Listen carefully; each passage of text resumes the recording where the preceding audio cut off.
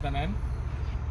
So today no atong kuan no og balik ang kuan kanang ilang mga mangroves no. Ato lang i-focus no. So mas dagko siya no. Dagko na gid ilang mga mangroves diri. So karon no dry siya no. Walay kuan kanang walay dagat no, walay tubig siya.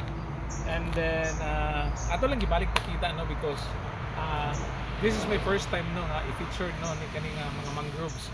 So kabalo na gyud no kung unsay purpose sa mangroves. And then lapad kay ni diri nga kuan no nga area no nga gilibutan dito sa mga mangroves.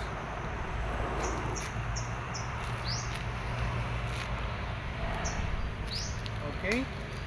So kani lang guro no and then ato ni gikuhan no before sa tong presentation nato. Okay? So hopefully niya no makakuha tag lain mga videos. Okay? So karon no init ang panahon and then kung ano say mo dag-om pero so far na wala pa gyud kaulan. So okay lang pod no kay para kuan pud ta dire-diretso ang mga listaw nato. Okay? So akong balikon no karon nato sa may view sa Amlan no diri atong schedule nato. Okay? So mura guro na no bye-bye and God bless.